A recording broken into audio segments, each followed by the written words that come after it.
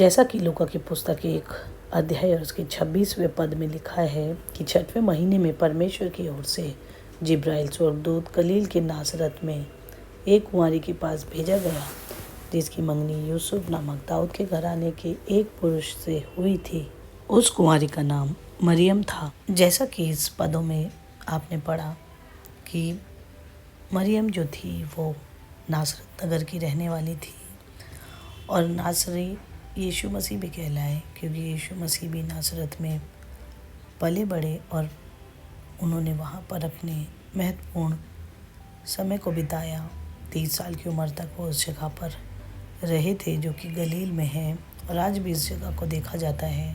आज के आधुनिक युग में इस जगह पर एक चर्च है, चर्च ऑफ द अनाउंसिएशन, और किस प्रकार वो चर्च कहाँ पर है नासरत में, उसको आज हम देखेंगे। और वहाँ पर जैसा कि हमें पता है कि जिब्राइल स्वर्गदूत ने मरियम को दर्शन देकर कहा था कि वो परमेश्वर के पुत्र की माता बनेंगी। जो ये आप मैप देख रहे हैं, ये नासरत नगर का एक मैप है और किस प्रकार लोकेशंस वहाँ पर लिखी हुई हैं कि कहाँ पर चर्च ऑफ द अनाउंसिएशन है और सेंट गैब्रियल चर्च भी वहाँ पर है। मैरी का कुआं भी है जहाँ पर मरियम पानी भरने के लिए जाती थी। और आज उस स्पॉट पर ऐसी मान्यता है कि 2 जगह पर उस चर्च को बनाया गया है, परंतु जो बिल्कुल महत्वपूर्ण चर्च है जहाँ पर वो सभी सबूत मिले हैं वो चर्च ऑफ द अनाउंसिएशन है। और वहाँ पर जिब्राइल स्वर्गदूत ने मरियम से भेंट की थी और उसको ये सुसमाचार दिया था। तो आज इस खास वीडियो में हम देखेंगे कि कहाँ पर माता मरियम का घर था, कहाँ पर जिब्राइल स्वर्गदूत से उनकी भेंट हुई थी और आज वो किस प्रकार वो जगह दिखती है। ये जो चर्च आप देख रहे हैं इसे बेसिलिका ऑफ अनाउंसिएशन और चर्च ऑफ द अनाउंसिएशन भी कहते हैं और ये बहुत ही महत्वपूर्ण चर्च है। और यहीं पर जिब्राइल स्वर्गदूत ने माता मरियम को दर्शन दिया था और ये कुछ अंदर का स्ट्रक्चर है। और यहाँ पर बहुत से अन्य समय काल के चर्चेस भी थे और माना जाता है कि वो एग्जैक्ट स्पॉट है, क्योंकि यहाँ पर हर समय के कुछ न कुछ बिल्डिंग के अंश थे। तो ये एक धारणा होती है कि जहाँ पर उस समय के अंश पाए जाते हैं वहाँ पर एक बहुत ही महत्वपूर्ण चीज़ हुआ करती थी। तो यहाँ पर वो समय का घर भी है जिसे कहते हैं कि वो माता मरियम का घर था। और यहाँ पर 1st सेंचुरी के हाउस भी मिले हैं। और नासरत नगर ज़्यादा बड़ा नहीं है, इसलिए हमारे यीशु मसीह इन गलियों में ज़रूर से चले होंगे, इस जगह पर ज़रूर से रहे होंगे। और माता मरियम के समय पर कुछ इस प्रकार से ये जगह इस्तेमाल होती थी एक घर के रूप में। और आज यहीं पर एक चर्च को बनाया गया है। तो यहाँ पर वो पुराने सारे सबूत मिले हैं कि जिससे पता चलता था कि कोई फैमिली यहाँ पर रहती थी। 1st सेंचुरी का जब उस पर खोज की गई तो उस घर को खोजा गया और उस जगह को देखा गया, क्योंकि सेंट गैब्रियल चर्च भी नासरत में है, जहाँ पर ऐसा माना जाता है कि जिब्राइल स्वर्गदूत ने माता मरियम से भेंट की थी। परंतु ये एग्जैक्ट स्पॉट जो है ये भी बहुत खोजबीन और सबूत हासिल करने के बाद इस जगह को घोषित किया गया कि चर्च ऑफ द अनाउंसिएशन वो जगह है जहाँ पर जिब्राइल स्वर्गदूत ने माता मरियम से बातचीत की थी। और उसके थोड़ी दूर पर एक सेंट जोसेफ चर्च है जहाँ पर यूसुफ बढ़ई का काम किया करता था। और क्योंकि यूसुफ एक बढ़ई था और नासरत नगर में उसकी एक बढ़ई की दुकान थी और यीशु मसीह ने भी 30 साल तक अपने पिता के साथ सेवा टहल के अपने घर का पालन पोषण किया। तो कुछ इस जगह पर यूसुफ की दुकान उस समय पर थी, कारपेंटर शॉप, और बहुत ही प्रसिद्ध बढ़ई यूसुफ उस समय पर था।